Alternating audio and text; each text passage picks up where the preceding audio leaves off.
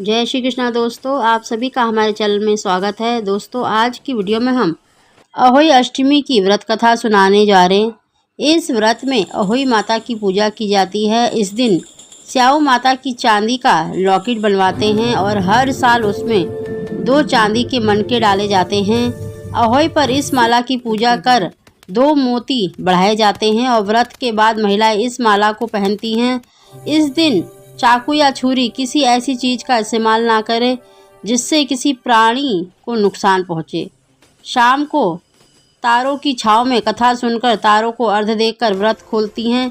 अहोई अष्टमी व्रत की कथा सुनी जाती है।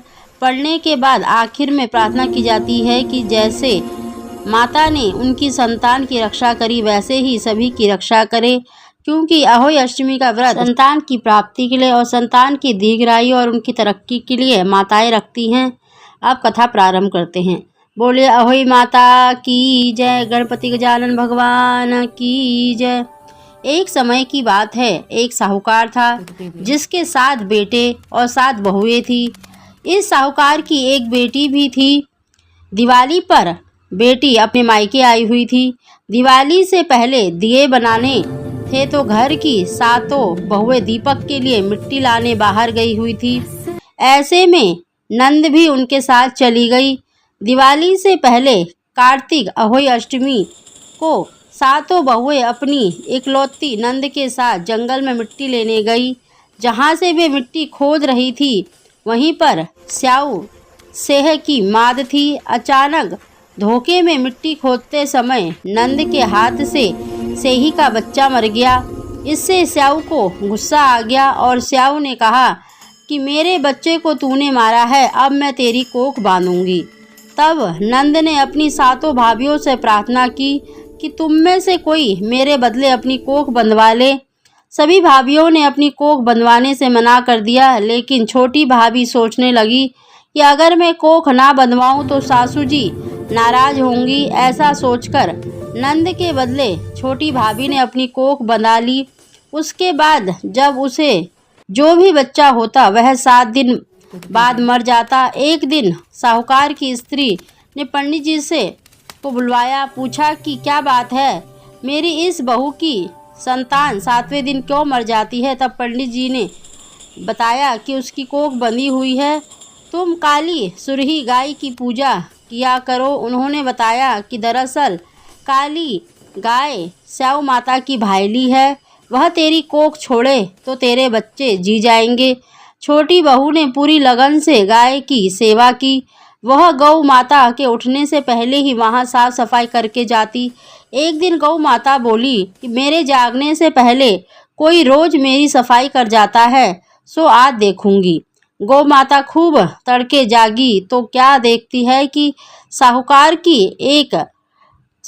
के छोटे बेटे की बहू उसके नीचे सफाई आदि कर रही है। इससे गौ माता प्रसन्न हुई और बोला कि मैं तुझसे प्रसन्न हूँ, तुझे जो चाहिए वो मांग ले। तब साहूकार की बहू बोली कि स्याऊ माता तुम्हारी भाईली है और उन्होंने मेरी कोख बांध रखी है, उनसे मेरी कोख खुलवा दो। गौ माता ने कहा, अच्छा। तब तो गौ माता 7 समुद्र पार अपनी भाईली के पास उसको लेकर चली। रास्ते में कड़ी धूप थी, इसीलिए दोनों एक पेड़ के नीचे बैठ गई। इतने में वहां एक सांप दिखाई दिया। उसी पेड़ पर गरुड़ पंखनी ने बच्चे दे रखे थे। सांप गरुड़ पंखनी के बच्चों को मारने लगा। तब साहूकार की बहू ने सांप को मारकर ढाल के नीचे दबा दिया और बच्चों को बचा लिया। थोड़ी देर में गरुड़ पंखनी आई तो वहां खून पड़ा देखकर साहूकार की बहू को चोंच मारने लगी। तब साहूकारनी बोली कि मैंने तेरे बच्चों को मारा नहीं है, बल्कि सांप तेरे बच्चों को डसने आया था। मैंने तो तेरे बच्चों की रक्षा की है। इससे गरुड़ पंखनी खुश हुई और बोली, क्या मांगती हो, जो मांगोगी वो मिलेगा। वह बोली, 7 समुद्र पार स्याऊ माता रहती है, मुझे तू उनके पास पहुंचा दे। तब गरुड़ पंखनी ने दोनों को अपनी पीठ पर बैठाकर स्याऊ माता के पास पहुंचा दिया। स्याऊ माता ने उन्हें देखकर बोली कि आ बहन, बहुत दिनों बाद आई। फिर वह कहने लगी, बहन मेरे सिर में जुएं पड़ गई हैं। तब सुरही कहने पर साहूकार की बहू ने सिलाई से उसकी जुएं निकाल दी। इस पर स्याऊ माता प्रसन्न होकर बोली कि तेरे 7 बेटे और 7 बहुएं हो। साहूकारनी बोली कि मेरा तो एक भी बेटा नहीं है, 7 कहाँ से होंगे। स्याऊ माता बोली, वचन दिया, वचन से फिरूंगी तो धोबी के कुंड में कंकड़ी हो जाऊं। तब साहूकार की बहू बोली, माता मेरी कोख तो तुम्हारे पास बंधी पड़ी है। ईश्वर माता ने कहा कि जा, तेरे घर में तुझे 7 बेटे और 7 बहुएं मिलेंगी। तू जाकर उजमन करना, 7 अहोई बनाकर 7 कढ़ाई करना। वह घर लौटकर आई तो देखा 7 बेटे और 7 बहुएं बैठी मिली। वह खुश हो गई। उसने 7 अहोई बनाई, 7 उजमन किए, 7 कढ़ाई की। और दिवाली के दिन जेठानियाँ आपस में कहने लगी कि जल्दी जल्दी पूजा कर लो, कहीं छोटी बहू बच्चों को याद करके रोने ना लगे। काफ़ी देर तक रोने की आवाज़ नहीं आई तो जेठानी ने बच्चों को भेजा। बच्चों ने देखा और वापस आकर कहा कि चाची तो कुछ मान रही है, खूब उजमन कर रही है। यह सुनते ही जेठानियाँ दौड़ी दौड़ी उसके घर गई और जाकर पूछने लगी कि तुमने कोख कैसे छुड़वाई।